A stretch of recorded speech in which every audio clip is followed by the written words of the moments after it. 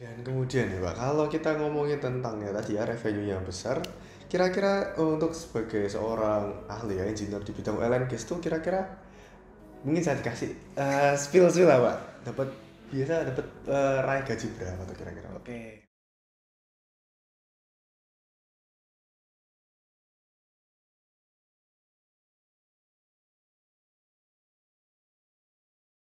kalau seorang engineer untuk oil and gas, Oil and gas. kisaran 20 sampai 25 juta 20 sampai per 25 juta bulan. per bulan. Per bulan, ya. Kalau dibanding sama yang engineer tapi di bidang di luar oil and gas tuh bagaimana Pak? Ada Kira-kira. perbedaan. Hah, Kalau di non oil and gas kisaran 6 sampai 7 juta per berkali bulan. 4 kali lipat jaraknya jauhnya ya itu kan ya. Tapi ingat kan cuannya lebih besar oil and gas. Iya juga sih, betul juga. Ya. Kalau begitu nih Pak ya, kenapa kok sampai Pak Arif ini padahal kan cuannya udah gede di oil and gas ya? Tapi kok malah Pak Arif nekat nih shifting dari oil and gas kok larinya ke farmasi? Kenapa tuh Pak? Oil and gas itu untuk saya mau berwirausaha di bidang oil and gas butuh modalnya besar. Oke. Kemudian butuh pengalaman kerja itu untuk misalnya saya ambil contoh project yang saya tangani itu LNG gitu ya. Paling tidak harus 15 tahun 15 tahun. baru dianggap atau dinilai memiliki pengalaman yang mumpuni. Oke, mungkin sedangkan Pak Arif ini sudah berapa tahun di LNG? Saya kalau di LNG 3 tahun. Oke. Jadi masih butuh waktunya 12 tahun. Masih 12 tahun Masih lagi. panjang. Masih jauh Ibaratnya lagi. kayak sekolah SD sampai sekolah SMA ini baru Oke. lulus. Dan mungkin Pak, untuk sebagai seorang di oil and gas engineer itu, sebagai engineer itu kira-kira untuk menjadi seorang yang qualified itu butuh apa aja Pak sebagai persyaratannya mungkin? Harus banyak melakukan simulasi, Simulasi apa tuh Pak? Mungkin? simulasi Seperti apa? proses, Oke, proses. mulai dari simulasi proses perpindahan massa dan perpindahan panas sebagai bahan data dasar dalam melakukan simulasi mau line sizing, sizing valve, kemudian juga instrumen dan diskusi antar bidang. Contohnya, saya sebagai proses engineer berdiskusi dengan electrical instrumentation engineer. Kemudian juga dengan mechanical engineer. Perlu juga dengan civil and structure engineer. Eksekusinya nanti di commissioning engineer. Karena apa yang kita desain bisa kita operasikan. Kalau hanya bisa desain tidak bisa dioperasikan bisa dieksekut ya repot juga ya Pak. Percuma sekali. Alright, mungkin juga nih Pak, tadi karena Pak Arif sekarang ini sudah mendalami juga di bidang farmasi dengan situasi dan kondisi yang seperti ini ya Pak. Padahal pemerintah ini sudah memberikan vaksin, kita juga sudah disuruh paksa PPKM ya Pak ya, pembatasan kegiatan seperti itu. Kemudian juga masyarakat juga diminta untuk menjalankan prokes. Tapi dampak dari COVID ini kok malah di akhir-akhir ini bisa trennya naik lagi Pak. Itu mungkin pendapat dari Pak Arif sendiri gimana? Paling sudah ada booster nih Pak. Sudah, jadi vaksin corona ini mudah bermutasi. Oke, mudah jadi bermutasi. dari satu wilayah punya karakter sendiri, Dibawa ke wilayah carrier-nya oleh manusia dibawa pada saat dia traveling ke wilayah berikutnya. Nah, cara penanganannya atau antisipasinya ya kita harus tetap jaga prokes, kemudian vaksinasi booster karena harus membentuk imun tubuh. Selain kita juga jaga makan, jaga kondisi, itu juga perlu. Makan vitamin itu perlu. Makan vitamin. Betul. Dan mungkin ya Pak Arif, dengan kondisi yang juga apalagi tambah ngeri ya, kemarin dengar-dengar negara sebelah Sri Lanka bangkrut nih. Mungkin juga ditambah juga inflasi di negara Amerika Serikat yang semakin tinggi nih Pak. Yeah. Tentunya kan kalau orang yang mikirkan ekonomi yang ngeri juga ya Pak ya. Kira-kira di tengah kondisi ekonomi yang sangat gonjang-ganjing saat ini, tantangan sebagai seorang bidang farmasi ini apa Pak di bidang farmasi? Tantangan bukan hanya di bidang farmasi ya, di bidang segala bidang. Oke, segala bidang. Itu perlu efisiensi dan juga mengoptimalkan kondisi. Mengoptimalkan Dalam artian, kondisi bagaimana itu Pak? misal harga listriknya naik nih. Berarti mengurangi penggunaan. Kita harus ngirit cari opsi lain selain ngirit. Apa ini sumber energi yang murah, energi terbarukannya. Contoh, ya udah saya pasang panel surya, ya kan, untuk mensuplai kebutuhan listrik di gedung tinggi, di gedung perkantoran ataupun di rumah. Memang tidak besar, tapi paling tidak bisa meringankan. Bisa bantu mengurangi lah ya. Betul. Memang kita tetap perlu mengeluarkan uang dulu untuk beli panel suryanya, namun kan setelah biaya operasionalnya berikutnya kan jauh lebih murah. Betul, dan itu kan punya lifetime ataupun efek dampaknya ini kan lama juga, lebih panjang. Betul. Seperti itu. Oke. Kemudian Pak, kalau untuk kira-kira nih ya, kalau kita bicara prospek dari perusahaan, mungkin kalau Bapak sih di bidang farmasi sekarang, kira-kira mungkin kalau kita lihat tarik ulur jauh ya Pak, kira-kira 10 tahun lagi di masa yang akan mendatang, kira-kira prospek bidang farmasi itu gimana Pak? Mengalami pengembangan, karena terutama orang Indonesia ya, orang Indonesia itu kalau sakit pasti dikasih antibiotik. Iya, sukanya suntik. Nah, akhirnya lama-lama mau kapsul, mau tablet, sudah nggak mempan lagi. Dan bagaimana cara pengobatannya? Suntik, langsung ke IV atau intravenanya. Contohnya kalau misalnya kita lagi badan drop, pasti kita suntik dengan air infus ataupun kita diinfus. Let's say kita ngomong 12 jam, kondisi akan sudah pulih, sudah lebih enakan kan? Nah, pengembangannya dengan adanya kondisi COVID, segala hal akan banyak terjadi, dan inovasi semakin cepat, kebutuhan terhadap kesehatan juga akan berubah, terdrive lebih cepat lagi. Industri pun harus mengikuti. Karena kalau tidak mengikuti, akhirnya semuanya harus impor. Kalau impor, negara yang kewalahan karena anggaran APBN yang harusnya untuk pembangunan contoh infrastruktur akan dialihkan ke impor-ekspornya, obat ataupun vaksin. Nah, makanya pemerintah sekarang ingin membentuk sebuah ketahanan, yaitu ketahanan industri segala bidang, mau industri farmasi, industri minyak, pangan juga, industri pangan, industri listrik ataupun energi, supaya apa? Kalau ada terjadi perang, let's say bukan Rusia dengan Ukraina, perang negara X dan negara Y, kita nggak bingung, kita sudah bisa mencukupin. Contoh industri pangan, dari hulu sampai hilir kita ada BUMN-nya kan. Nah, kebutuhan dari industri pangan ini sudah pelan-pelan sudah bisa kita lihat dampaknya. Dalam 2 tahun 3 tahun terakhir ini kan memang masih ada beras impor, tapi kan untuk yang masyarakat yang premium ya, sedangkan yang middle ke bawah kan sudah bisa kita suplai sendiri. Jadi dari pemerintah sudah mengurangi kuota atau volume impor beras dari Thailand dan dari Vietnam. Mungkin ya Pak, karena Pak Arif ini juga sebagai seorang konsultan ya Pak Arif menawarkan sebuah jasa, tentunya juga di industri farmasi. Itu mungkin kalau bisa diceritakan pekerjaannya sebagai seorang konsultan itu apa Pak? Kita ibaratnya seperti partnernya user. Misalnya usernya butuh item A, dia belum punya pengalaman ataupun tidak punya wawasannya, kita siap bantu. Nah, tantangan ataupun pengalaman yang pernah saya alami pada saat upgrade fasilitas vaksin hewan ke vaksin manusia. Kalau vaksin hewan itu timnya dari dokter hewan. Sedangkan kalau vaksin manusia itu harus farmasis. Bentuk tim. Pola pikirnya berbeda.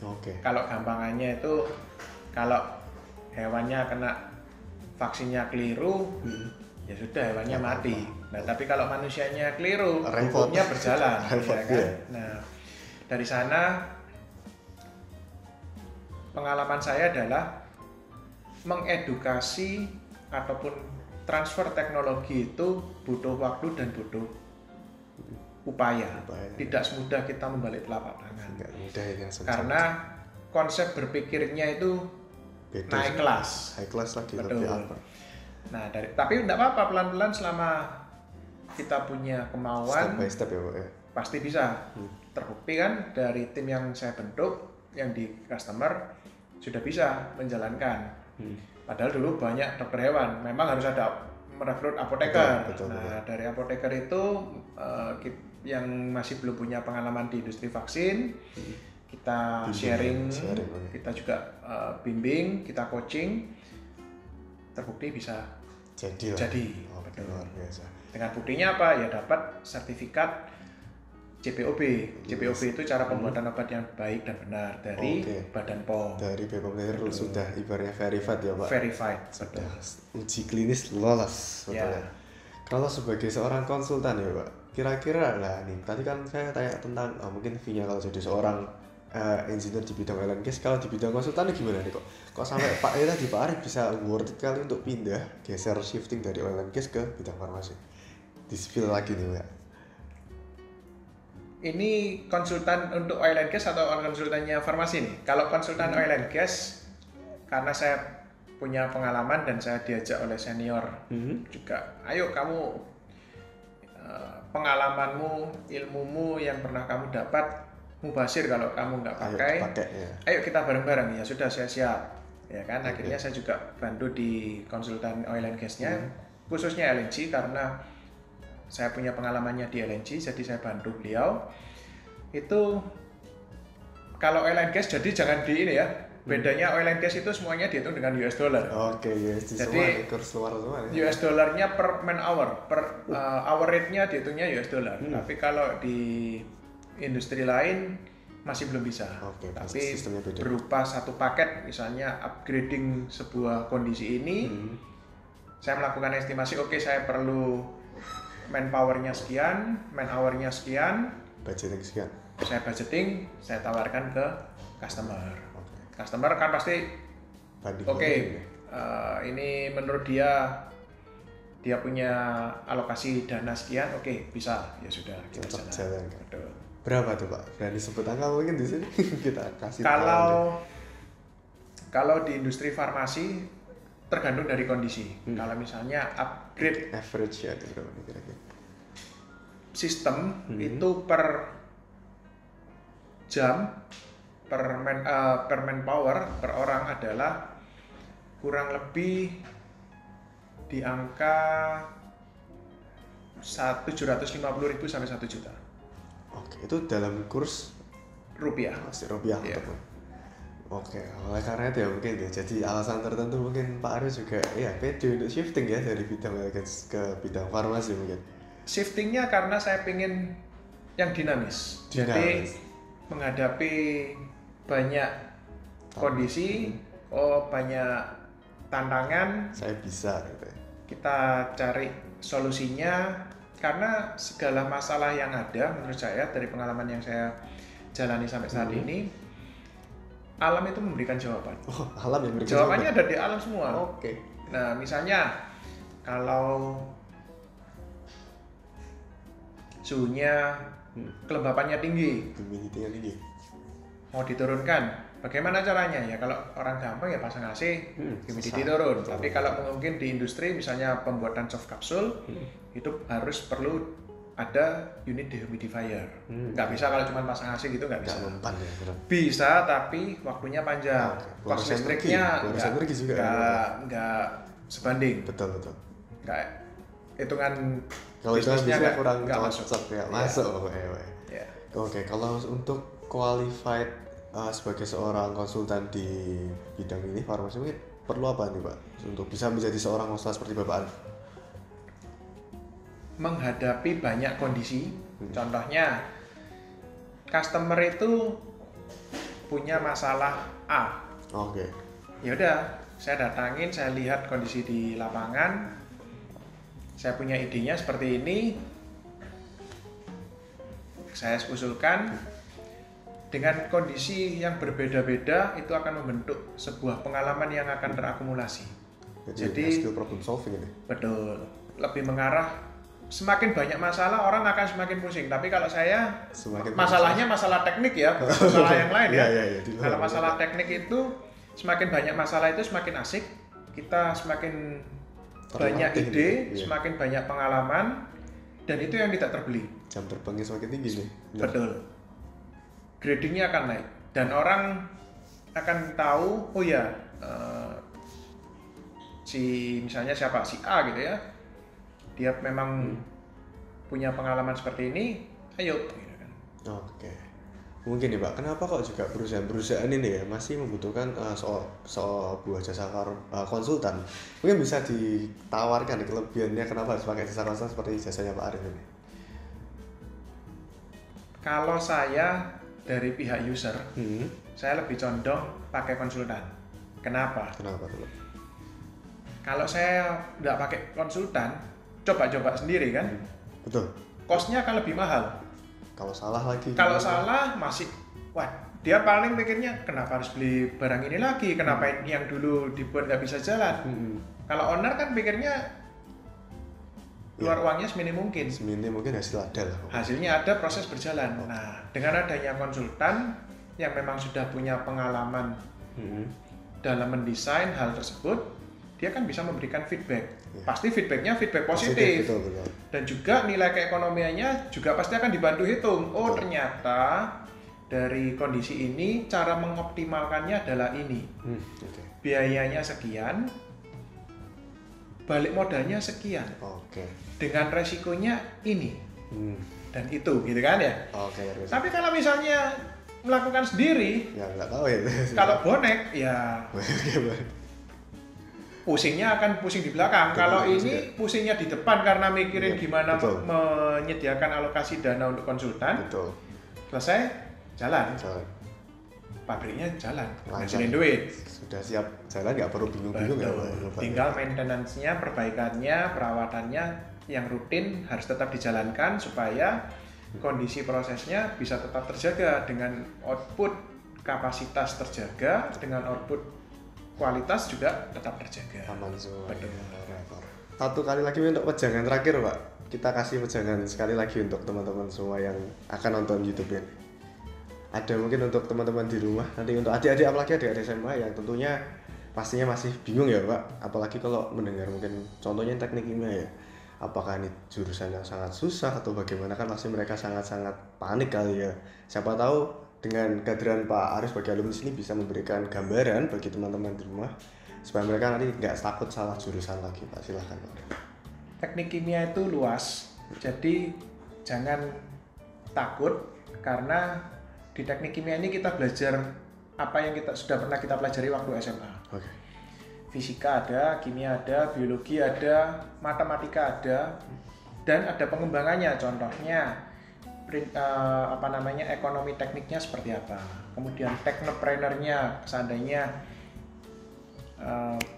setelah lulus mau usaha sendiri kayak Pak Arif nih. Contohnya yang UMKM sudah pas waktu skripsi menemukan produk ini kan ya, mau dibuat UMKM bisa. Kenapa? Sudah dibekali pada waktu kuliah, ada teknopreneur segala macam itu kan, ekonomi tekniknya. Nah, dan dengan adanya basic yang sudah didapatkan pada waktu kuliah, sudah mateng dia. Jangan takut, selama kamu paham konsep, jalan. Paham konsep, paham teknik, hajar. Ya. Sikat terus aja. Ya. Mungkin ada lagi sebelum kita closing nih bersama Arif. Belajar setiap hari, ya setiap saat harus belajar. Jangan malas belajar intinya Pak. Perluas jaringan. Channel penting Pak. Channel, betul. Karena tanpa jaringan kita bingungan, kayak ibaratnya kita di hutan sendirian.